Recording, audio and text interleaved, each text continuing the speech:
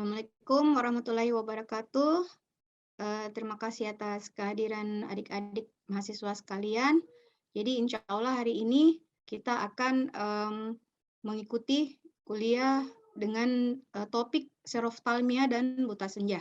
Ya, jadi sebelum kita memulai perkuliahan mungkin bisa ketua kelasnya untuk memimpin baca doa. Tapi dok, izin membaca doa dok. Bismillahirrahmanirrahim. Assalamualaikum warahmatullahi wabarakatuh. Alhamdulillahirrabbilalamin. Allahumma sholli ala sayyidina Muhammad wa ala ali sayyidina Muhammad. Sebelum kita memulai pembelajaran kita pada siang hari ini, alangkah baiknya kita memulainya terlebih dahulu untuk membaca doa. Bismillahirrahmanirrahim. Subhanallah walhamdulillahi wa la ilaha illallah wallahu akbar. A'udzu billahi minasy syaithanir rajim. Bismillahirrahmanirrahim. Alhamdulillahi rabbil alamin. Allahumma shalli ala sayyidina Muhammad wa ala ali sayyidina Muhammad. Rabbi shrah li sadri wa yassir li amri wahlul 'uqdatam min lisani yafqahu qawli. Subhana rabbika rabbil izzati amma yasifun wa salamun 'alal mursalin walhamdulillahi rabbil alamin. Oke, terima kasih Dek.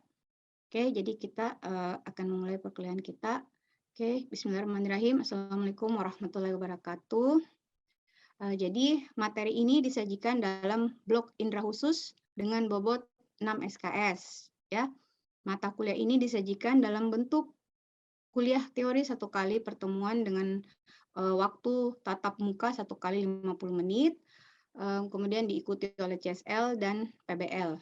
Dalam mata kuliah ini akan diajarkan teori seroftalmia dan buta senja, di mana kelainan ini merupakan manifestasi okuler akibat defisiensi vitamin A.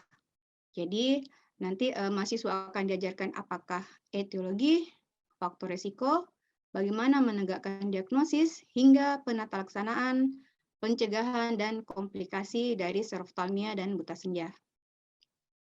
Nah, jadi capaian mata kuliah ini adalah mahasiswa diharapkan mampu menjelaskan patofisiologi, mampu menguasai langkah-langkah manajemen terapi pada kelainan seroftalmia dan buta senja dengan kriteria diagnosis meliputi anamnesis, pemeriksaan fisis, pemeriksaan penunjang, dan penata laksanaan, pencegahan, komplikasi, dan rehabilitasi medik. Jadi sistem pembelajaran diberikan dengan menyajikan kuliah teori pada kelas besar, problem based learning pada kelas kecil dengan 2 kali pertemuan yang dilanjutkan dengan presentasi mahasiswa pada diskusi panel pada pekan ketiga. Selanjutnya CSL, pemeriksaan segmen anterior dan tajam penglihatan diberikan dalam 2 kali pertemuan. Oke, jadi sekarang kita akan memasuki kuliahnya.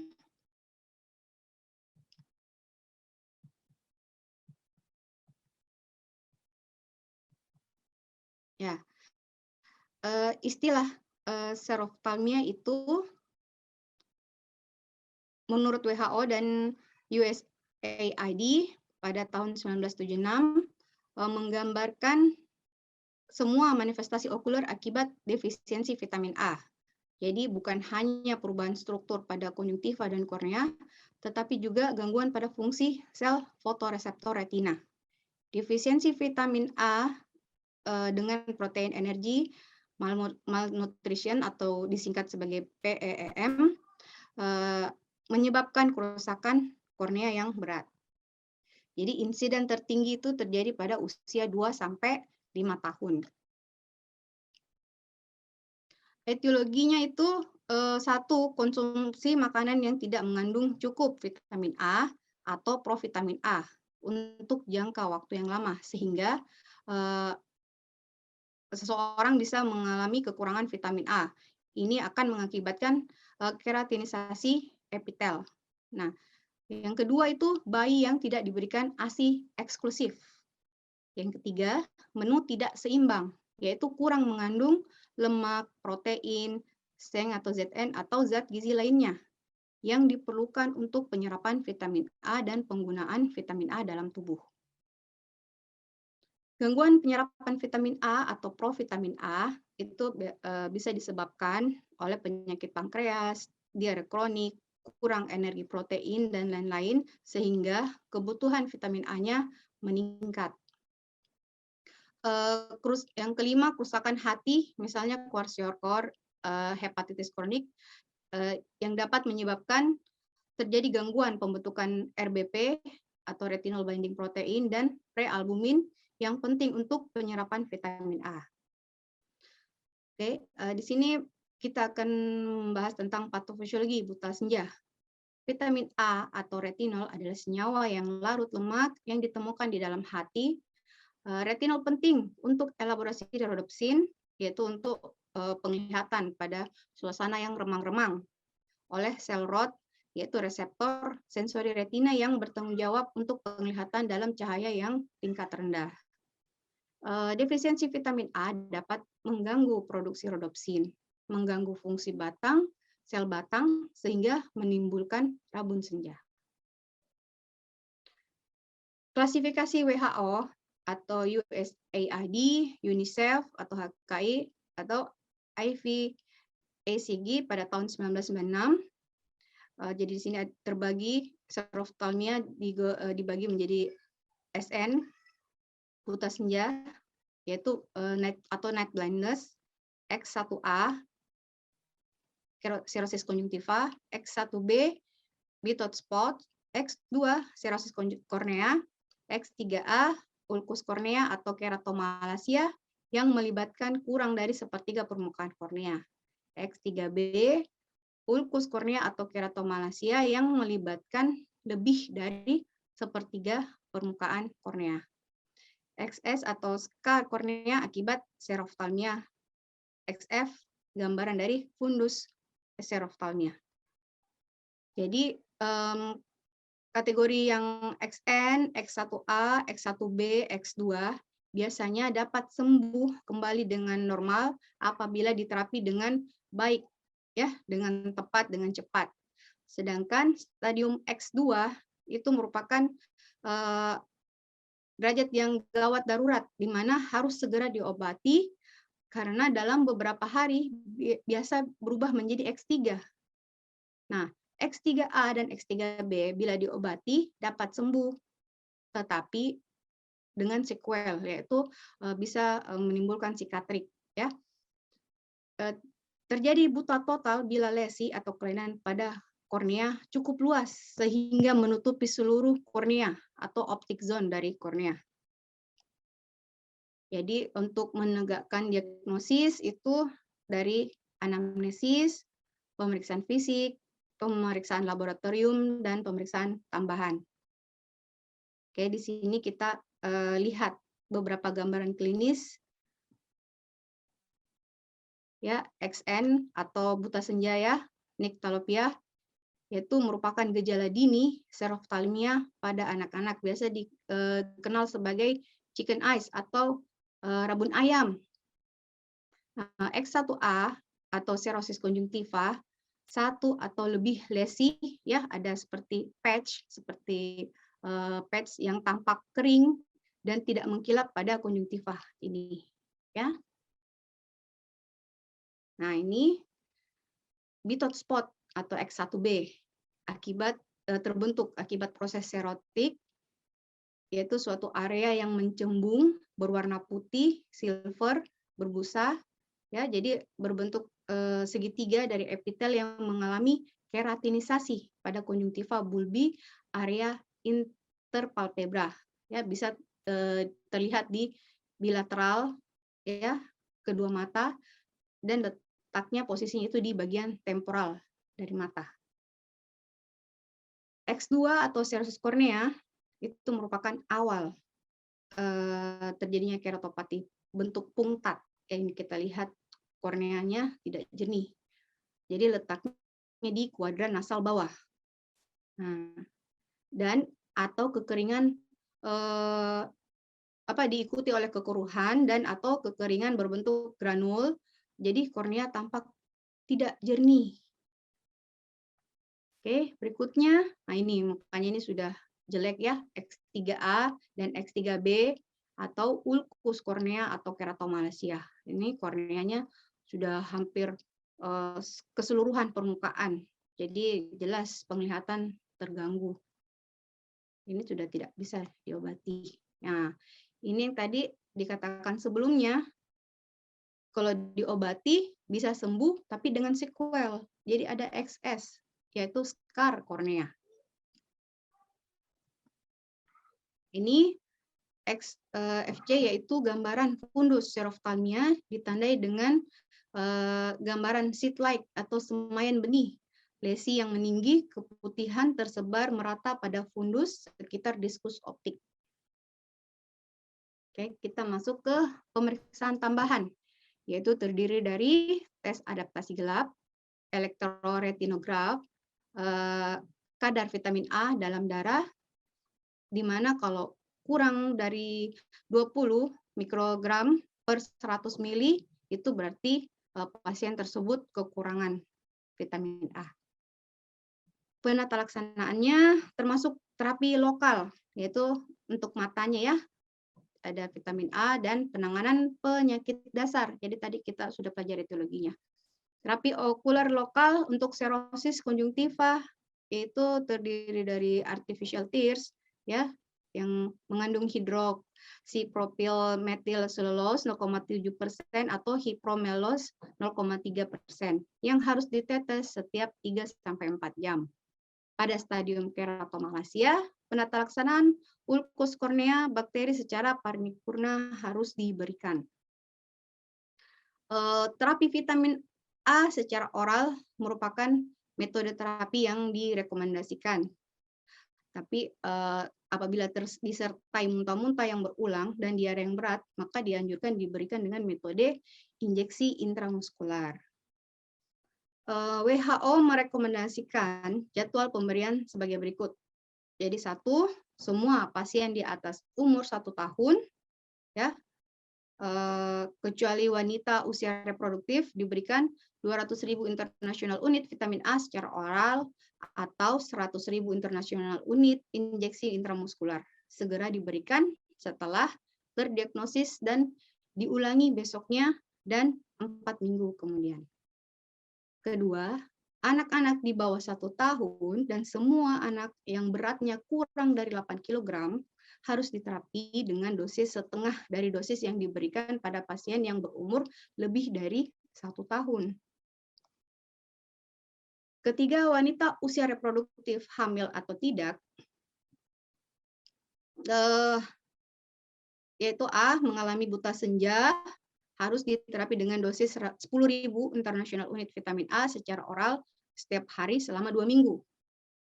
B, untuk seroftalmia kornea, direkomendasikan pemberian dosis penuh. Yang keempat, penanganan penyakit dasar. Jadi seperti PEM dan gangguan nutrisi lainnya, seperti diare, dehidrasi, dan gangguan elektrolit, infeksi dan kondisi parasitik harus dipertimbangkan secara simultan. Ya. Pencegahan ya, profilaksis, ini penting. 3 strategi intervensi utama sebagai tindakan preventif dan kontrol defisiensi vitamin A, yaitu sebagai berikut. 1. Pendekatan jangka pendek, pemberian suplemen vitamin A secara periodik. WHO merekomendasikan jadwal pemberian vitamin A pada bayi usia 6-12 bulan dan anak dengan berat badan kurang dari 8 kilo, yaitu 100.000 international unit oral setiap 3-6 bulan. Anak umur 1-6 tahun, 200.000 international unit oral setiap 6 bulan. Ibu menyusui 20.000 international unit oral sekali saat melahirkan atau selama 2 bulan kemudian. Hal ini meningkatkan konsentrasi vitamin A dalam ASI, sehingga melindungi bayi yang menyusui. Bayi kurang dari 6 bulan yang tidak sedang menyusu diberikan 50.000 international unit oral harus diberikan sebelum umur 6 bulan. Yang kedua, pencegahan jangka sedang yang meliputi fortifikasi makanan dengan vitamin A. Ketiga, pencegahan jangka panjang yang meliputi promosi dari intake adekuat makanan yang kaya akan vitamin A, seperti sayuran hijau, pepaya, dan lain-lain. Edukasi kesehatan gizi juga dapat dimasukkan dalam kurikulum pembelajaran siswa. Oke, terima kasih atas perhatiannya. Sampai di sini mungkin adik-adik mahasiswa ada yang ingin bertanya? Oke, Dok. Ya. Kami saya mau bertanya, perkenalkan, nama saya Muhammad Fahmi Rivaldi dengan stambuk 1102021000011. Kami, Dok, pertanyaan saya, Dok, apakah penyakit buta senja akibat defisiensi vitamin A dapat dialami pada orang dewasa, Dok? Mungkin itu saja, Dok. Oke, terima kasih, Dek. Jadi ya dapat ya. Jadi kalau hal ini biasanya disebabkan intake yang kurang atau pola makanan yang tidak sesuai. Jadi kalau makanannya tidak mengandung vitamin A, sama saja orang dewasa dapat mengalami defisiensi vitamin A, dapat mengalami buta senja. Oke, sampai sini sudah paham, Fahmi? Sampai, Dok, paham, Dok. Terima kasih, Dok. Ya. Masih ada lagi yang ingin bertanya? Tabe, Dok. Oh ya, silakan, Nisha. Sebelumnya perkenalkan, nama saya Nisha Madani dengan stambuk 11020210121. Izin bertanya, Dok, apakah komplikasi seroftalmia yang terjadi pada anak-anak itu sama dengan komplikasi yang terjadi pada orang dewasa? Sekian, Dok. Terima kasih. Ya, betul sekali. Jadi komplikasi pun sama. Tadi kita sudah lihat derajat-derajatnya ya, dari XN sampai yang SCAR. Jadi kalau tidak cepat ditangani, komplikasinya pun sama, dapat menyebabkan kebutaan karena patofisiologinya pun sama. Jadi kalau cepat ditangani, tidak sampai derajat yang X3, ya insya Allah bisa diperbaiki, bisa kembali normal asal terapinya tepat. Bagaimana, Nisha? Masih ada yang mau ditanyakan? Tapi, Dok, paham. Tidak ada lagi, Dok. Terima kasih, Dok. Oke, kalau sampai di sini masih ada lagi yang mau bertanya? Kalau tidak ada, ya mungkin sebelum menutup ya. Jadi sistem penilaian nanti itu terhadap hasil pembelajaran mahasiswa adalah ujian CBT untuk menilai kemampuan teori baik secara ujian online maupun ujian di ruang CBT. Sedang ujian skill dapat dilakukan dengan ujian offline maupun online dengan menilai kemampuan skill dengan mengirimkan video skill yang telah direkam dengan mengirimkan link Google Drive. Nah, nilai yang diberikan berdasarkan hasil ujian CBT, performa selama PBL, dan diskusi panel, serta performa dalam melakukan keterampilan klinis yang dinilai selama ujian CSL, maupun dari video yang dikirimkan. Pemberian diberikan secara seobjektif mungkin dalam bentuk nilai A, B, C, atau tidak lulus. Mungkin sebelum kita menutup kuliah hari ini, bisa ketua kelas memimpin doa. Sampai, Dok. Baik, sebelum kita mengakhiri pembelajaran kita pada siang hari ini, marilah kita bersama-sama untuknya dengan membaca doa. Subhanallah walhamdulillahi wa la ilaha illallah wallahu akbar. A'udzu billahi minasy syaithanir rajim. Bismillahirrahmanirrahim. Alhamdulillahi rabbil alamin. Allahumma shalli ala sayyidina Muhammad wa ala ali sayyidina Muhammad. Allahumma anfa'ni bima 'allamtani wa'allimni ma yanfa'uni warzuqni 'ilman yanfa'uni. Bismillahirrahmanirrahim. Alam nashrah laka sadrak wa wada'na 'anka wizrak alladhi anqadha dhahrak wa rafa'na laka dhikrak fa inna ma'al 'usri yusra. Inna ma'al 'usri yusra. فإذا فرغت فانصب وإلى ربك فارغب Subhana rabbika rabbil izzati amma yasifun. Wassalamun alal mursalin. Walhamdulillahi rabbil alamin. Walirasulillahi al-Fatihah.